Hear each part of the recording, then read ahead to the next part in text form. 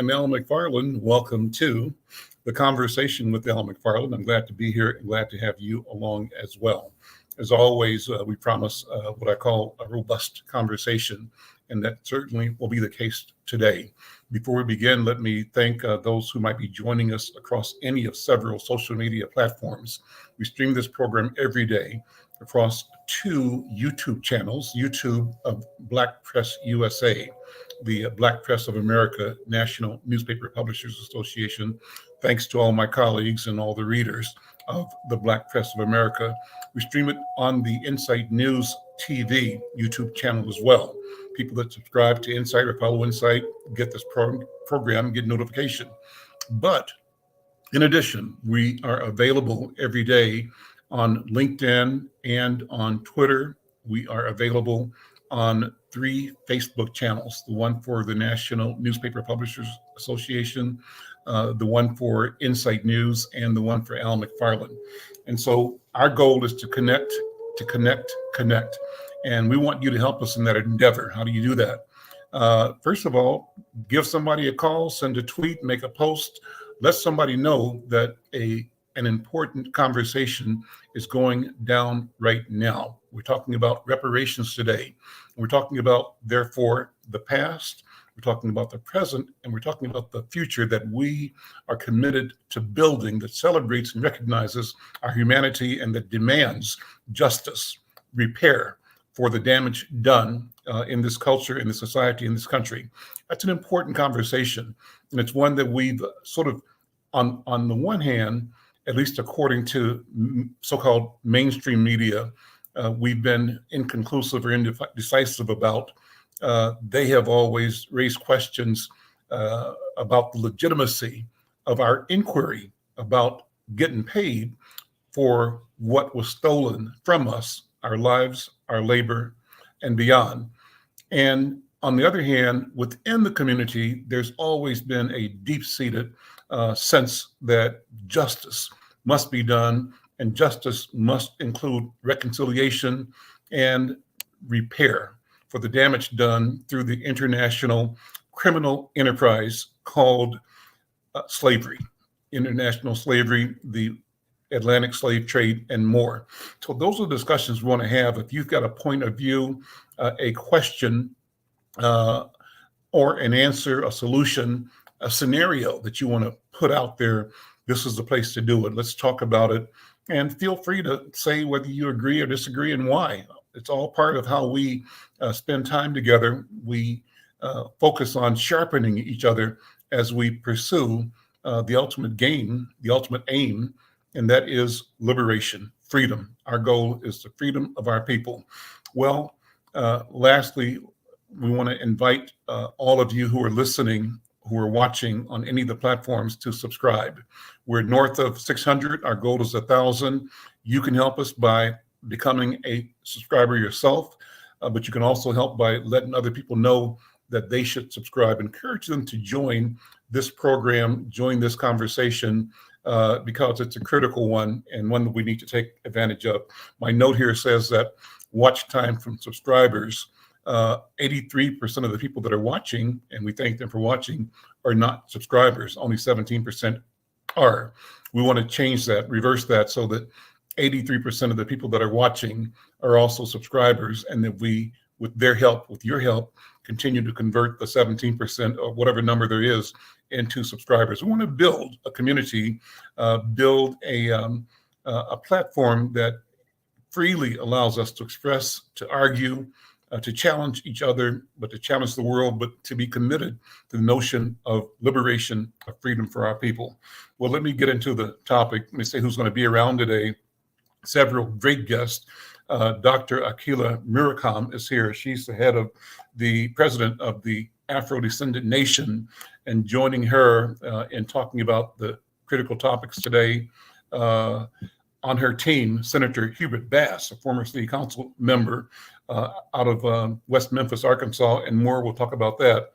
But locally, we've got people that have been great advocates and that are great advocates for the discussion and for the purpose, the intent of creating support for reparations for our people. And they include my friends and colleagues, Brother Nick Muhammad and also Brother Thomas Berry. And through them, we're also connecting with another guiding light in our community. She'll be joining us audio, I think not the camera, but Kellis Houston is with us.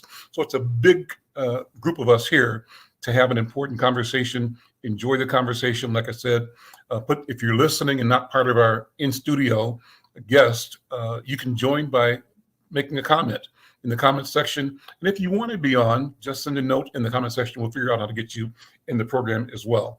Well, let me begin by inviting onto the screen Dr. Akilah Mukarram. And you're going to correct me so that I can say that name perfectly proper. But let me say, she's the president of the Afrodescendant Nation. She's a dedicated professional educator, has been a passionate leader who advocates genuine freedom, justice, equality for Afro-descendants. She consistently champions equity, inclusivity, and social justice. She's done that throughout her academic and professional careers. She holds a bachelor's degree in chemical engineering, 2 master's degrees in education and school leadership, and a doctorate in educational leadership. Her past roles include serving as a former First Lady and Speaker of the House of Representatives for the Afrodescendant Nation and delivering a compelling address at the United Nations on the critical importance of educating our children. Presently, her focus lies in uniting Afro-descendants under the auspices of the Afrodescendant Nation with the overarching goal of attaining self-determination as a unified Afro-descendant community. She's passionate about fostering a global understanding and acceptance of our Afro-descendant identity and views this as a recognition that is pivotal for unity among our people. Dr. Mukarram, thank you so much for your work and thank you for being here. Good afternoon. Welcome to the conversation. Good afternoon. Better pronunciation there. Mukarram is correct. Mukarram. Okay. All right. Thank you. Mukarram. Thank you for having us. Tell me first about the name. Tell me about both names, Akilah and Mukarram. What's the meaning, significance, and how have those names come to you? Well, I used an African names book when I first was interested in becoming a Muslim in the Lost Foundation of Islam under the Honorable Salis Muhammad's leadership. And Akilah means intelligent one who reasons. And Mukarram means honored and noble. So that name came from my husband because he decided on Mukarram. So. Beautiful names, and beautiful that you've chosen to identify yourself and to create your own identity, and the naming is a critical element of that. So thank you. Tell me about the Afrodescendant Nation, and how do you want to make sure we have properly addressed the question of reparations during the course of this hour? Okay, so the Afrodescendant Nation is what we would like for all Afro-descendants to unify under. Our mission in the Afro-Descendant Nation is to unify all Afro-descendants around the issues of self-determination, human rights, and reparations, because we want to develop a nation that's peaceful. We want to develop a nation that has liberty and fair and just laws, because we know that the laws here in America, they are not really meant for us to be successful and to have true freedom, justice, and equality. So that's what we're looking for in the Afro-Descendant Nation. Okay. Where is it based and how does it operate? How does it show up in community and in the world? Okay, so as an organization and as a movement. Okay, we are headquartered in Atlanta, Georgia. The Afro-Descendant Nation was given birth to by the Lost Foundation of Islam. So this is, I would say, a brainchild of the Honorable Salis Muhammad.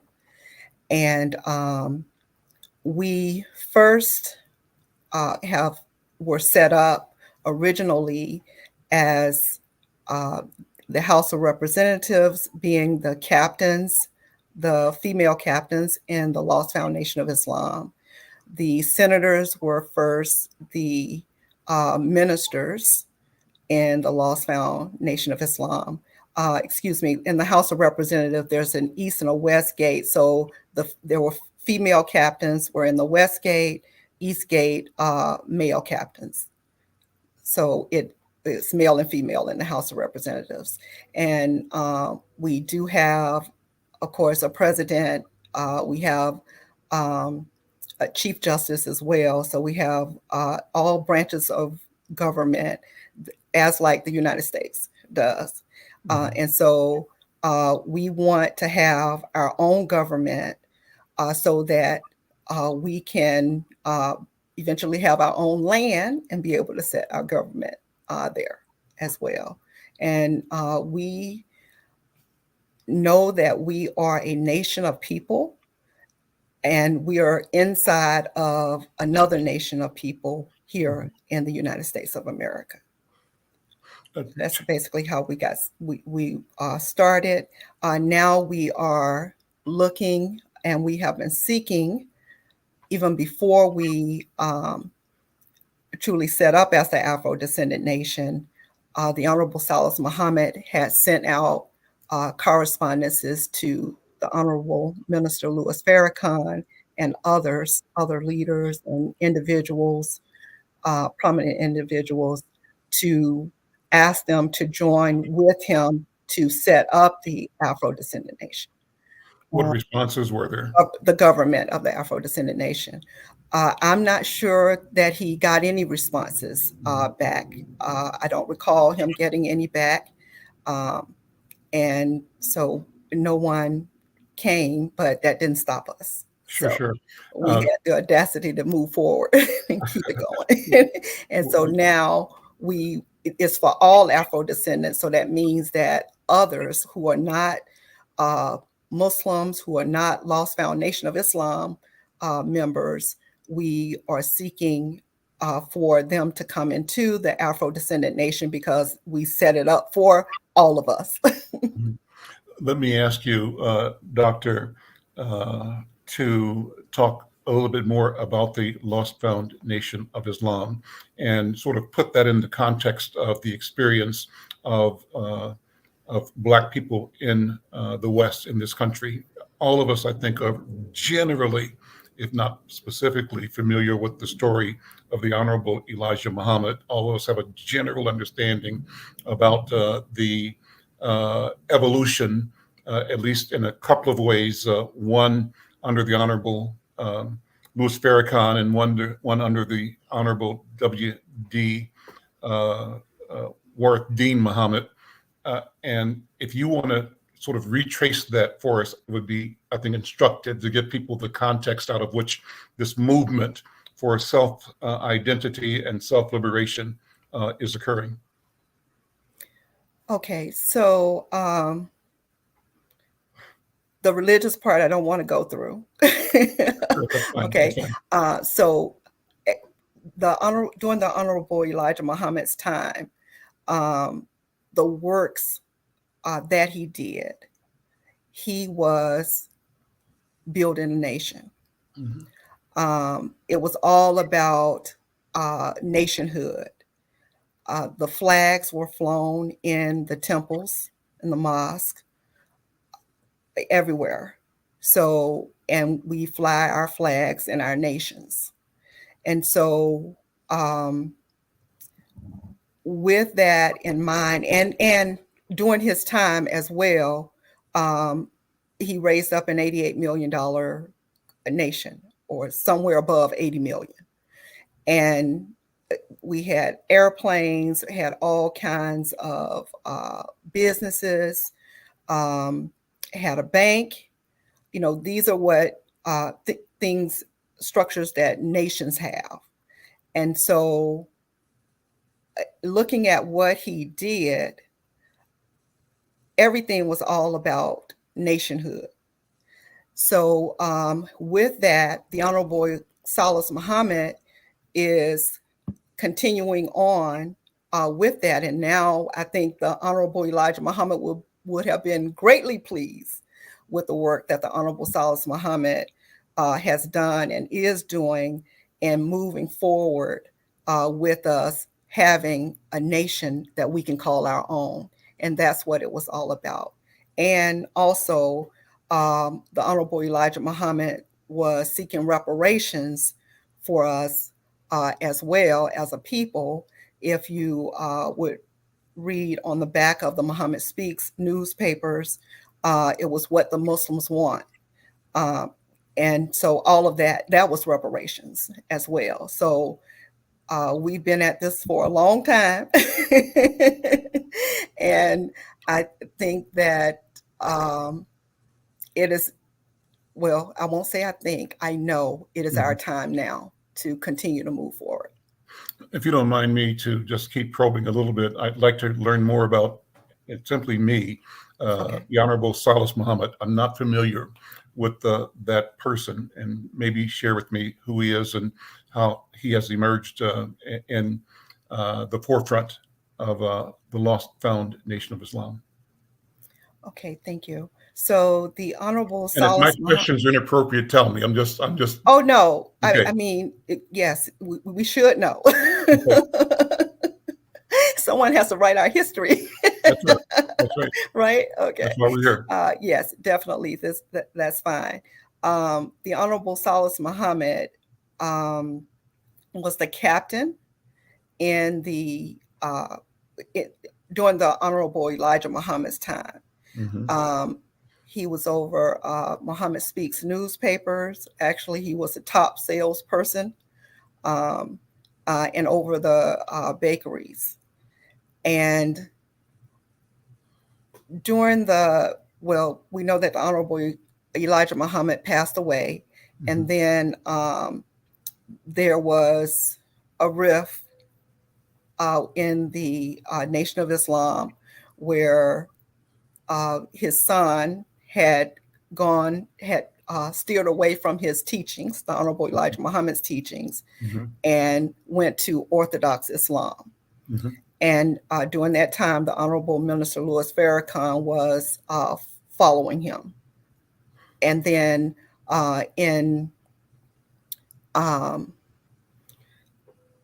so in August, there was a spiritual, the 21st of August, there was a spiritual declaration of warfare. That's what it has been termed, that the Honorable Salas Muhammad went and delivered to Wharf-Dean Wallace Muhammad. And at that time, a little bit after that was delivered, the Honorable Minister Louis Farrakhan, he broke off from Wharf-Dean Wallace Muhammad and set up his own, although the Honorable Salas Muhammad was trying to have them do it together and have the Honorable Minister Louis Farrakhan out front. So there have been several attempts the Honorable Salas Muhammad has made several attempts for them to come together. So it hasn't happened yet. Okay, so the Honorable Salas Muhammad set up the Lost Found Nation of Islam, and it is in line with the teachings of the Honorable Elijah Muhammad's teachings. And he has been very instrumental in going to the United Nations. He and his wife, our Queen Mashaki Muhammad, who is our lead attorney of the Afrodescendant Nation, Harriet Abu Bakr Esquire. They have, and also Ida Hakeem, have been in the United Nations working to obtain reparations for us as a people. They have been there at the different conferences that forums that the Honorable Salas Muhammad was asking for, so that we as people who have the same experiences or have gone through slavery, for us to come together and then they, at that point, they decided on an identity for us, and that identity is Afro-descendant. So that's how and I know we don't have enough time to go into the full details. So we did a national reparations convention in October of last year. Mm-hmm. And the Queen, who was Harriet Abubakar Esquire, went through it in more detail. Mm-hmm. So if you can, we can have people look that up and listen to that full information about it. So now we have put it in the chat, and we can share that to our viewers and listeners as well. Okay, all right, Mm-hmm. Will do. Okay, so now we're at this point, and we want our voices to be heard.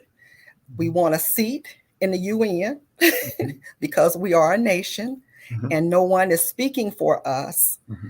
When America goes over to speak, they're not speaking for us as Afro-descendant people, mm-hmm. but they're for Americans, and they're going to do what they want and think is best for them, and do things that would benefit them, not because, you know, it's good for us as people. Mm-hmm. So we need to do things that are good for ourselves as well. Listen, Dr. Mukarram, thank you for that broad and sweeping summary and contextualization. It certainly gives us sort of a sense of how we move and how we've come here.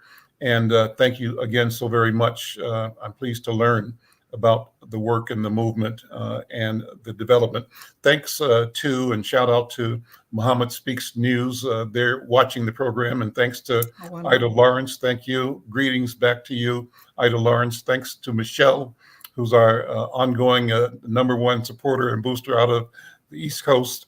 If you're listening, watching, joining anywhere, send us a note, get a question, a comment, drop it in the comment section. We'd love to have your voice, your feedback, your comments. Let's expand the conversation then, Dr. Akilah. May I call you that, Dr. Akilah? That's fine. Yes. Okay. And bring in another colleague of yours. I introduced his name, but I want to bring him on.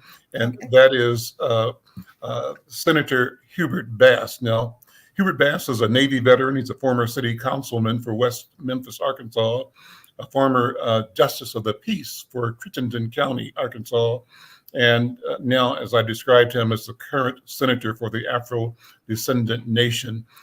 As a profession, he's a registered respiratory therapist. Brother Senator Hubert Bass, welcome to the conversation. How are you? I am doing well. Thank you for having us here. We should have checked your lighting before. The lighting behind you means your face is in a shadow, and maybe when I take a break, you can figure out a way to light in front of you, because now we're just looking at a shadow online. And while you're doing that, let me bring in my Minneapolis, St. Paul people. Nick Muhammad and Brother Thomas Berry, join the conversation and welcome. How you guys doing? Oh, doing great, brother. Thanks for having us on. Thank you. Okay. Thank you for having us. Let me have you sort of, as we move into this national and global discussion, talk about what's happening right here in St. Paul and Minneapolis. I think St. Paul is one of the few cities in the country that's actively considering reparations. Thomas Berry, give us some background on that. And Thomas and Nick, between you, talk about the reparations movement here in Minnesota. And then we'll bring in our national guest to talk more about the large picture. So Nick can talk more about St. Paul, and I could talk about I'll do the Twin Cities after Nick. Yeah. So first, I'd like to acknowledge the senator and the doctor.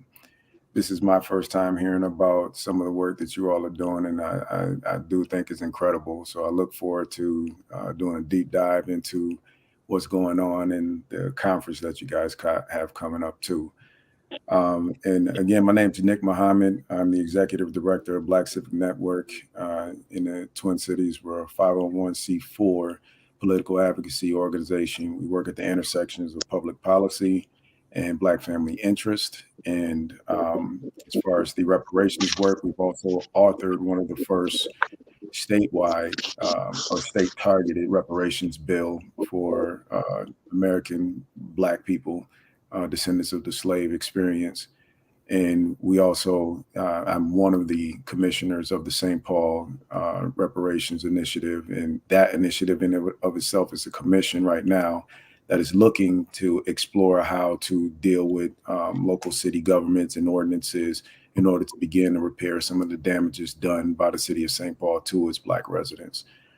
Chief amongst that, and the catalyst of that, is centered around the Rondo and the Rondo descendants, and starting there as kind of like a petri dish of a test model that we might be able to run to see how we can run effective policy to roll out reparations initiative, municipal department by municipal department. On the state level, we're looking to establish what we call the ADOS Reparative Justice Fund and Department.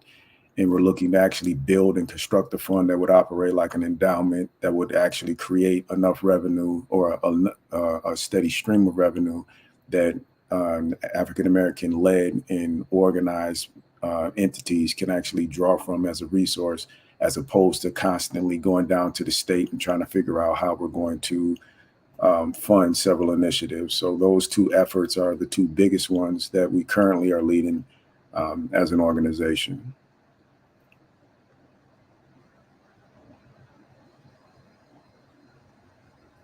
Brother Thomas Berry, jump in.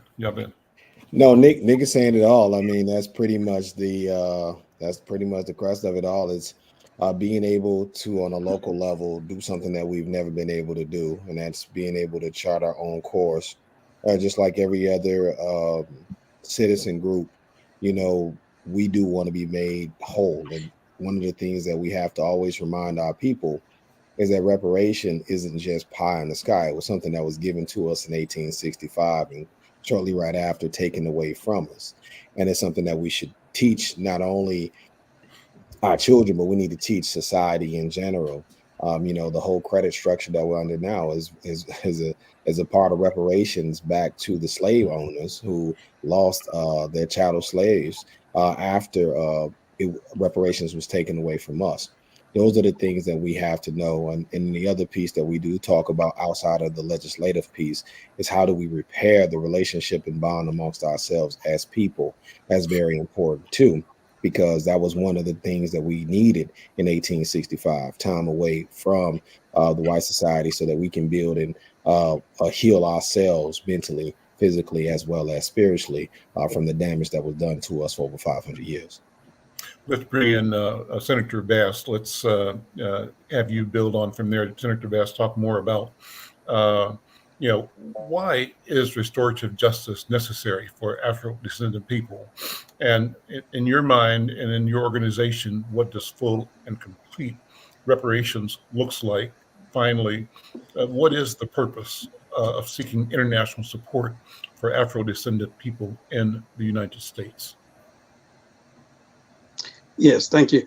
Yeah, it's crucially important that Afro-descendants or Black Americans receive restorative justice, which just means reparations and repair.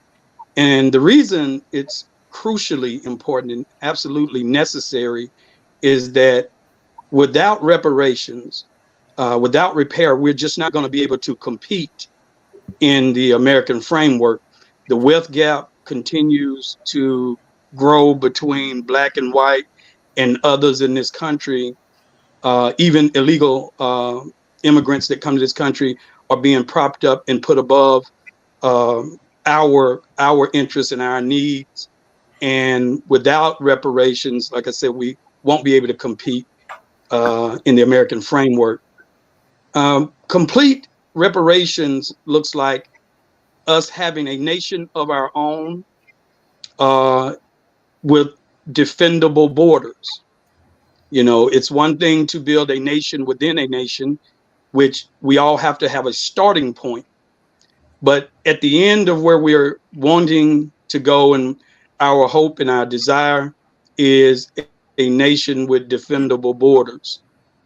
It's very important that we take our claim to the international community, so that not that other nations and people around the world don't know what has happened to us here in America and in the slavery diaspora, everyone knows what happened to us, and they also know what they owe us. They know what they done to us, but we still, through the process in which this world that we live in, we still have to go through those processes. Now, there was a time that the United States was a very favorable nation in the eyes of the world, but I would say now that in this day and time, that the nations don't view America the way they used to view America.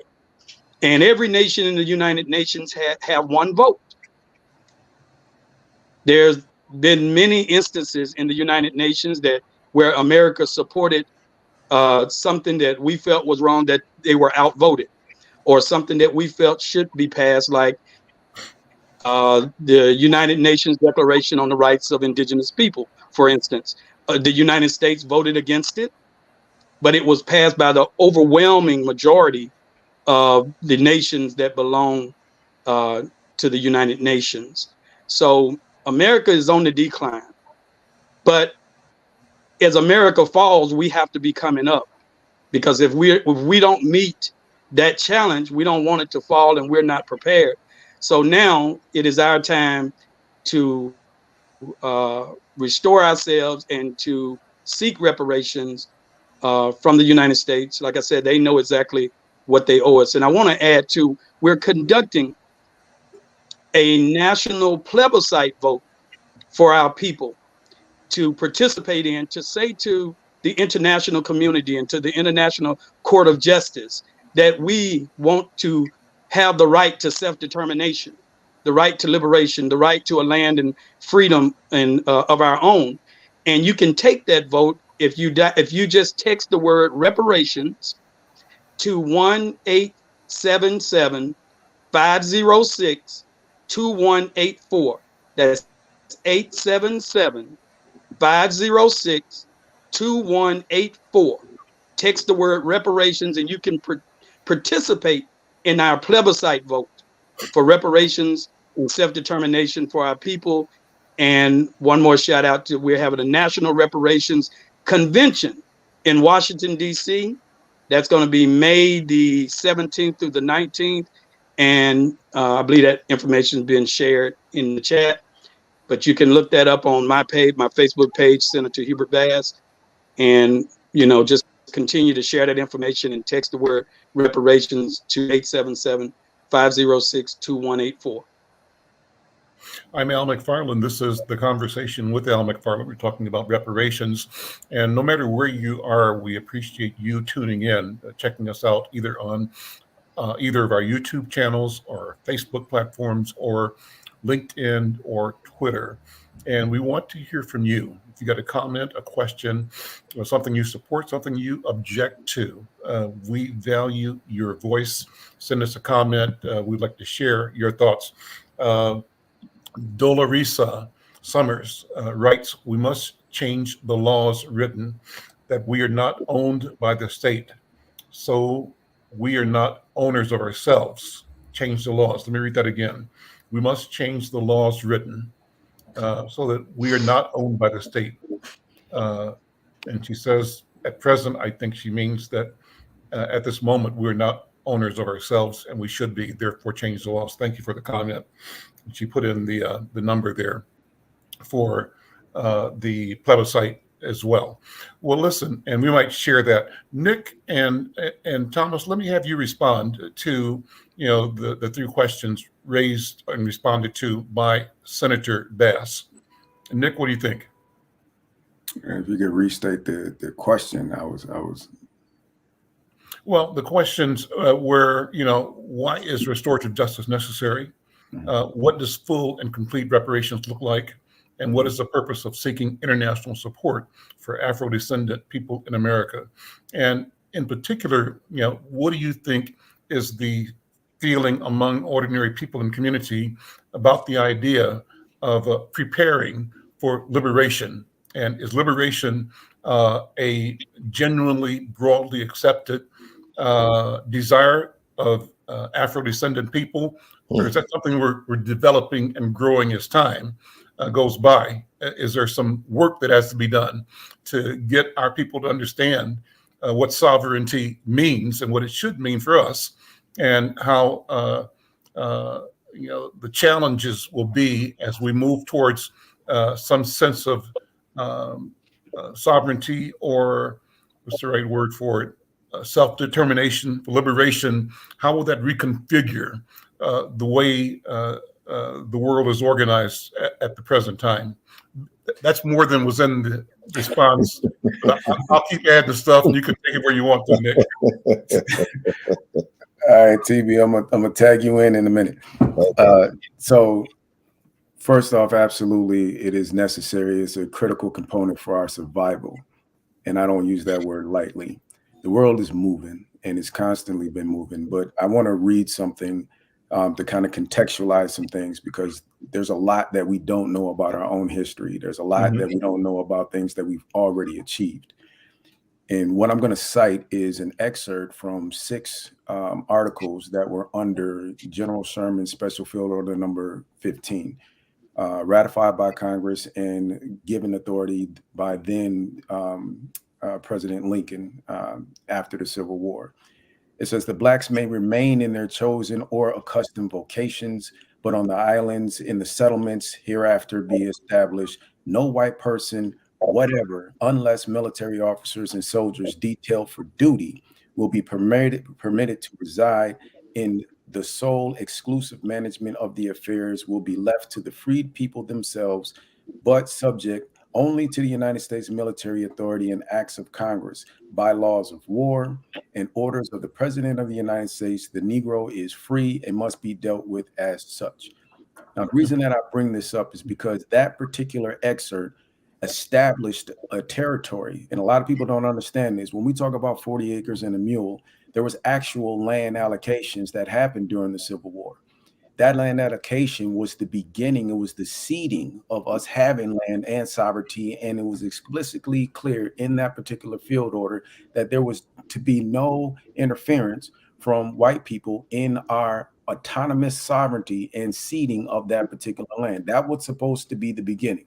Now, we all know what happened in Lincoln. After that, there was an assassination, and President Johnson swiftly moved in and gave those same land allocations back to the slave owners who were supposed to be punished for betraying the American government. That being said, since then, we've forgotten that particular article. And that article holds weight just as it does as other treaties for Native Americans, and just as it does when you go to the UN for other independent people who are speaking on behalf of different government treaties and contracts. That is a contract that is specific to the Black people of this nation. And that's not something that we have to prove. It's not something that's hypothetical. There were 6 articles that was written. It exists. We need to get back to understanding those particular legal frameworks that are necessary for us to be able to achieve reparations today. The second thing I want to say about our community's understanding of reparations, we've allowed the media and certain sensationalized groups to water down the meaning of what reparations is. Reparations is a legal process. It's not a matter of, it's not something that's personal in the sense of something you could feel a way about.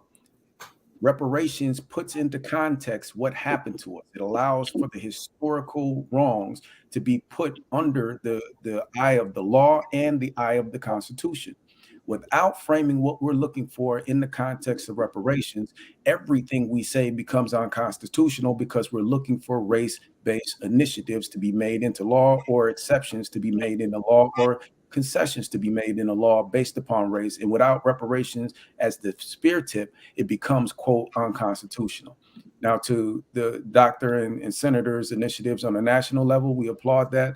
And we're just on the ground on the local level and the national level within the country, using the tools that we have available to make sure that we're making a comprehensive effort to, 1, assert the rights that were established in these treaties, and then 2, making sure that we're educating our community members about the existence of these treaties, so that we're not trying to, turn a hill into a mountain, right? So if we don't understand these things, we will approach something strictly on a race-based level, and they will hamstring us with the perversion of the 14th Amendment. We've seen this in several initiatives that we rolled out where Black people were the targets of many racist policies and procedures. And once we call them out, they'll say, well, we can't reverse this for Black people because it's unconstitutional, because you're asking for something specifically for Black people.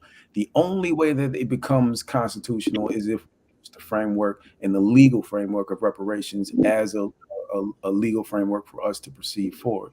And the third and final thing that I'll say in terms of the future and looking forward, there's a couple of things that concern me, and a lot of people aren't privy to what's going on in the world. People hear the term World War III, and they think about Normandy and World War I and tanks and planes. The new world war will not be fought in an archaic fashion of tanks and planes. It will be fought in financial institutions. It will be fought over jurisdiction of information and access to information.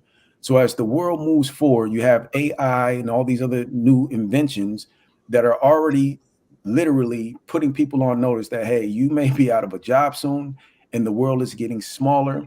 Governments are cooperating with each other, a lot of them against the American government, as far as the new developments of financial systems. And the US dollar is literally worthless. And we have to wrap our minds around that particular fact.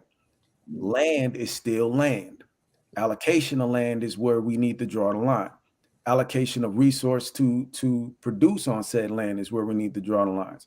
We have to make sure that we're aware of the world moving and how the world is moving, because without it, right now, we're centuries behind industrialized countries and countries that have access to technological advancements, that if we don't have reparations, the chasm of wealth disparity that we're talking about now, we haven't seen anything until we come into this next era of financial technology that's getting ready to happen with things like the BRICS nation, which is just simply Brazil, Russia, India, China, and South Africa, who've come together to stand against the US dollar standard.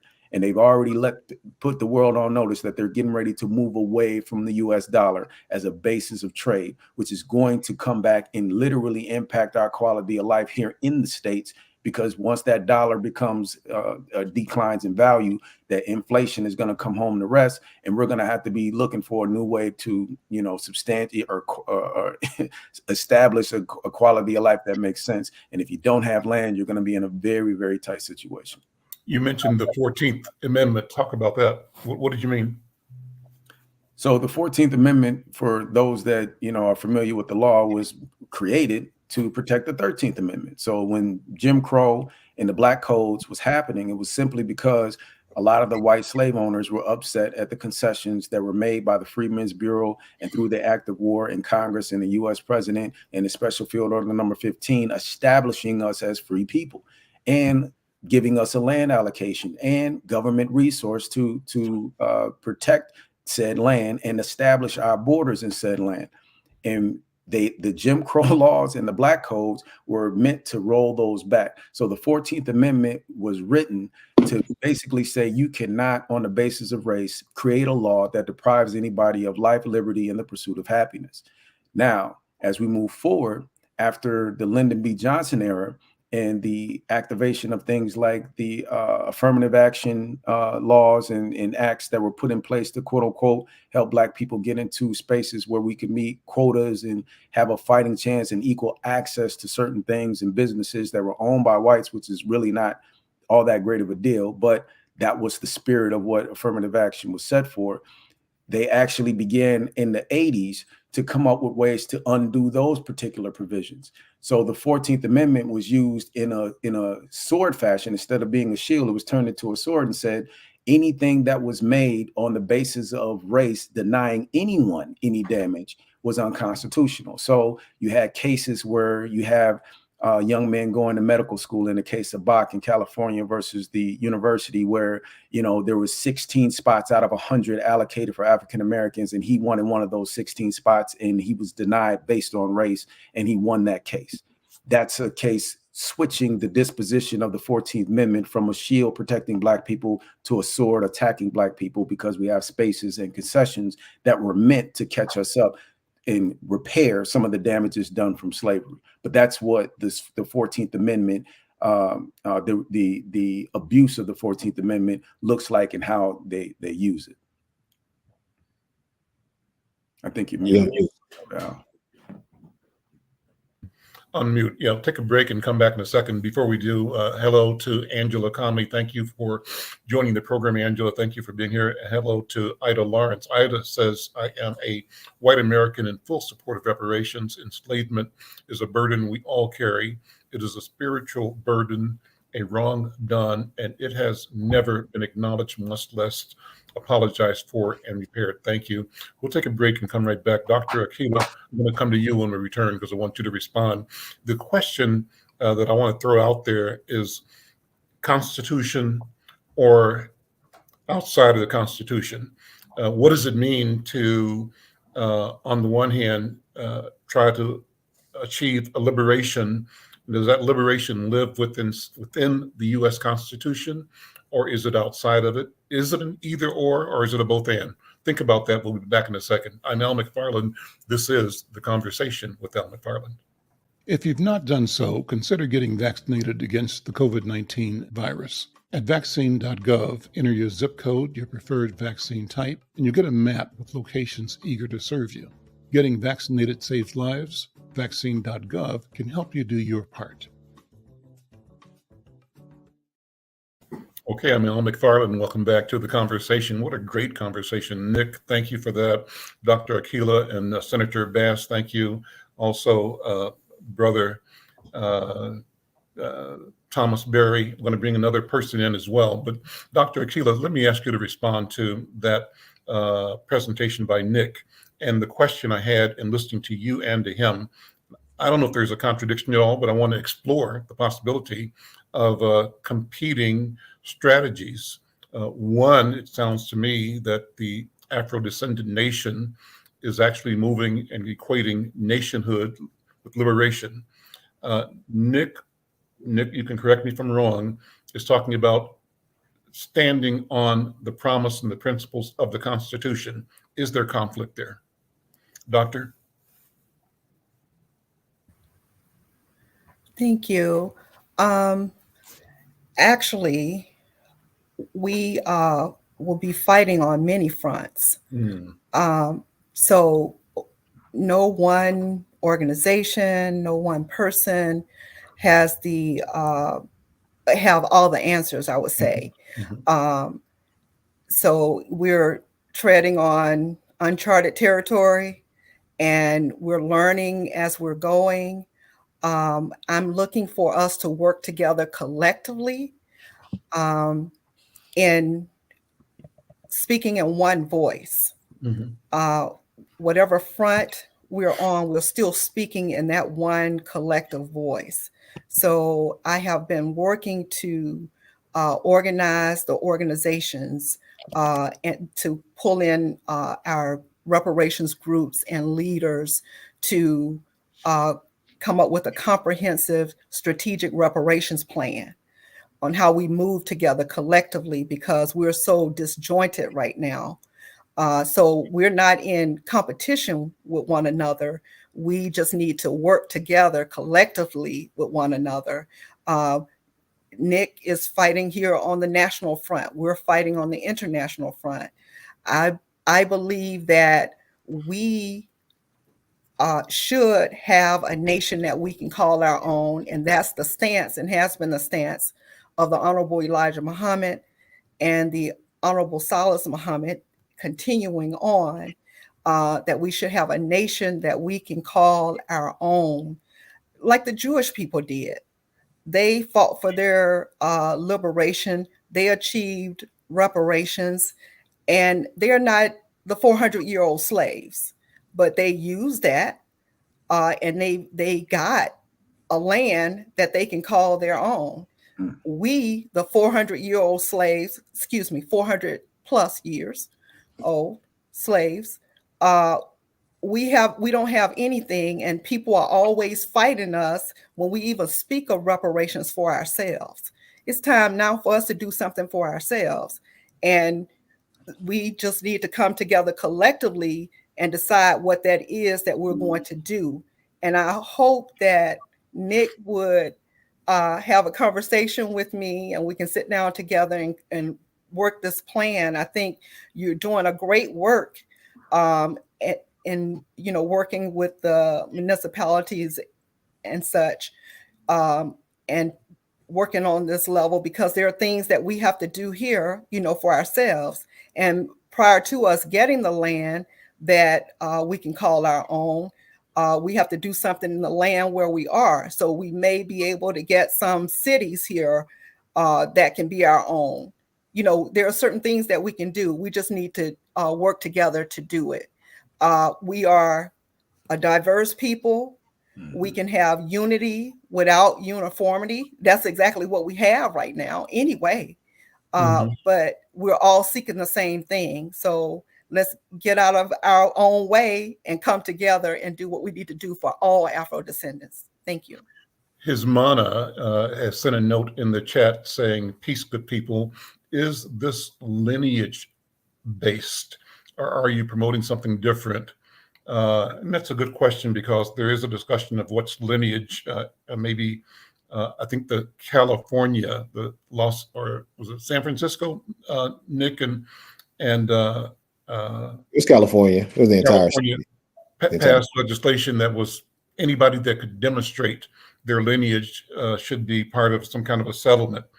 Talk about that, Thomas Berry, and then why don't you introduce Kellis and bring her into the conversation? All right, so lineage based, I think, is very important, because I do believe that us as descendants of slavery, lineage versus race, or not? I think it should be lineage versus race, and let me tell you why. I was just having a conversation with Nick and Sister Kalish yesterday, and I said, those of us who are born as descendants of slaves, we have never grew up in a time when we were able to govern ourselves on our own land with our own resources, and every other group of people can say that they have done that.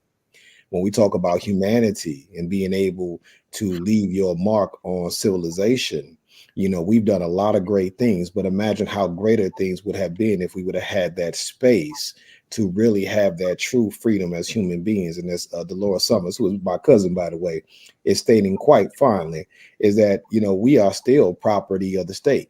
That's why they lock us up the way that they do, because they know right away that they can enact the slave clause on us as soon as they imprison us. And they don't care whether it's our adults or if it's our babies. So it should be lineage based, and we don't have the same type of gripes as other groups. They have reparation groups inside of the UK.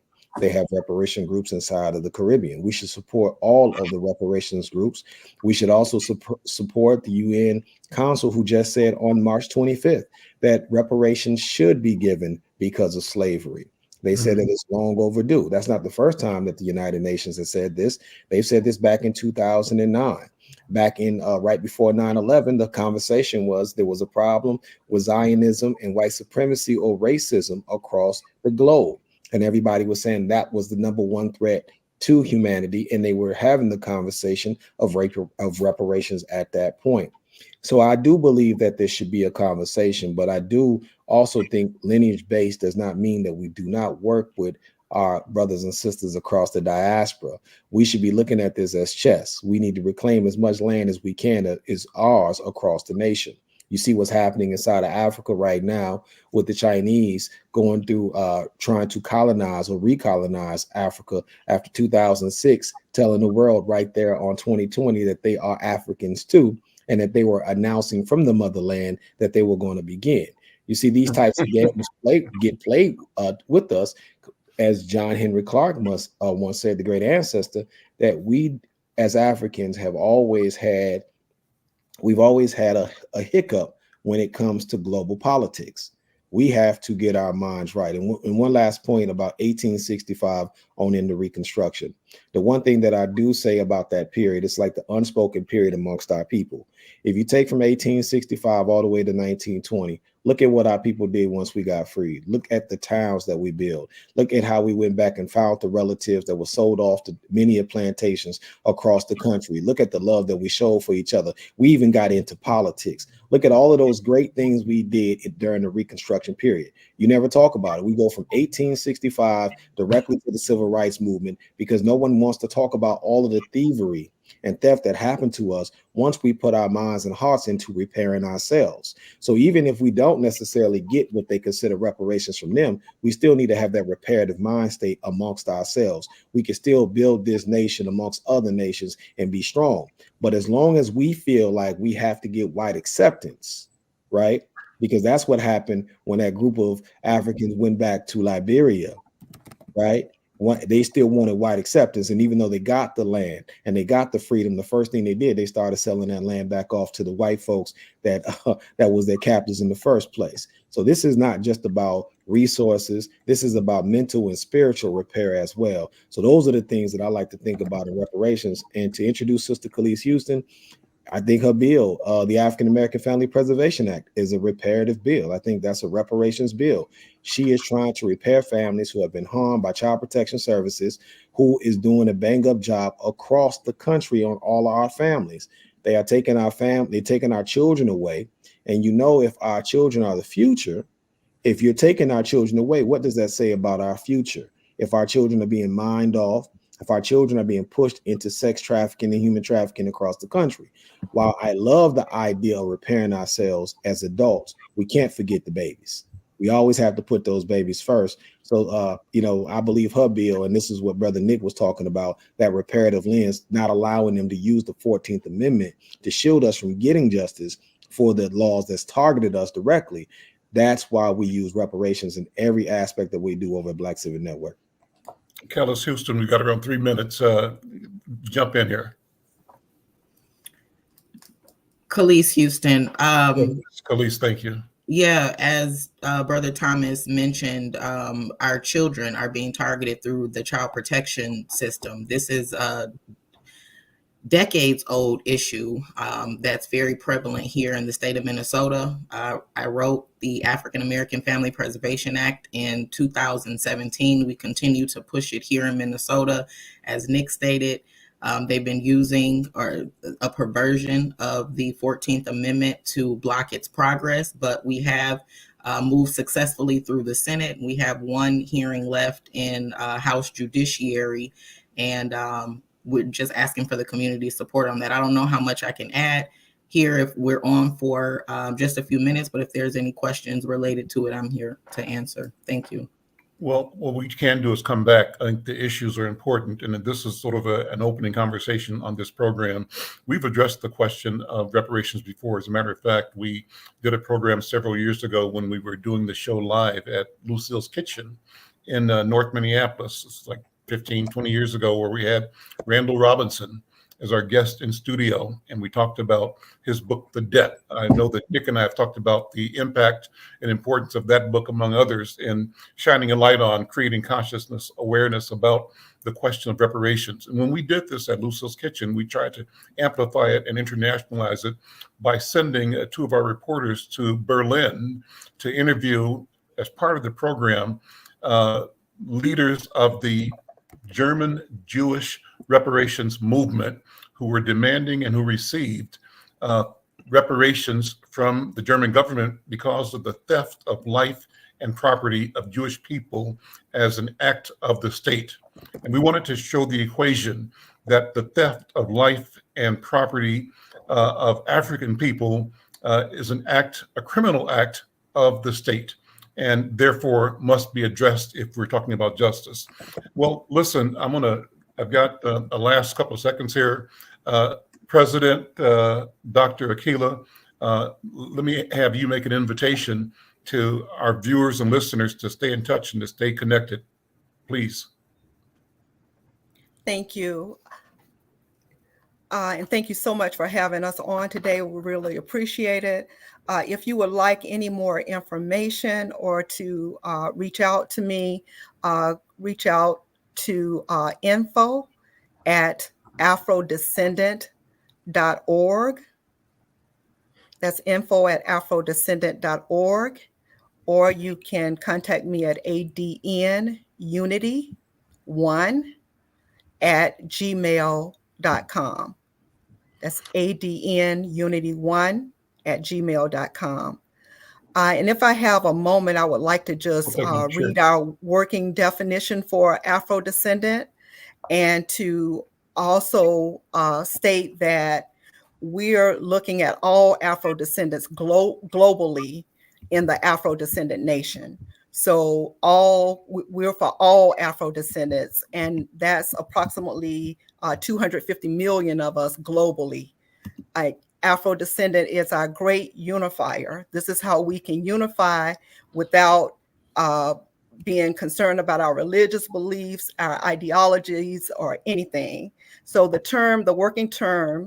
working definition for the term Afro-descendant is Afro-descendant refers to peoples who were forcibly dispossessed of their homeland, Africa, were transported to the Americas and slavery diaspora for the purpose of enslavement, were subjected to slavery, were subjected to forced mixed breeding and rape, have experienced through force the loss of mother tongue, culture, and a religion, and or have experienced racial discrimination due to lost ties or partially lost ties from their original identity. We have been severed from our identity here in the United States of America. It left us without a nationality. And as the Honorable Salas Muhammad stated in his lecture during the February Saviors Day, is that our nationality is Afro-descendant. Thank you so much again for having us on. Well, thank you. And before I close, I want to bring something up that I introduced you to and others. We at Insight News have created what we think is an innovation. And that innovation is to bring a section in the newspaper every week that we are calling Afrodescendientes. And this is a place where we take one article, this most recent article, the English part is Global Solidarity with Haiti.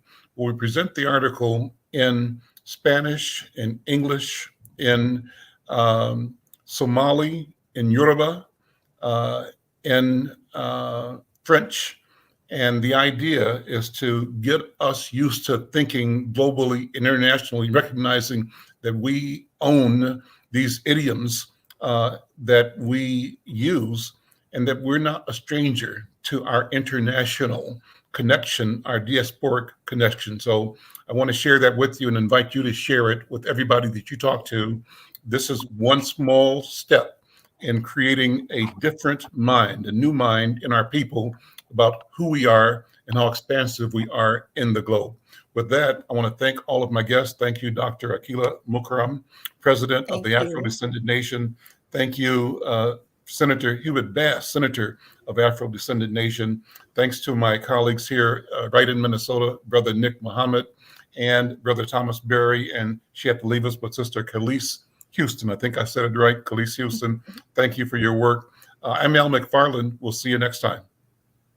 Thank you so much. Thank you. Thank you.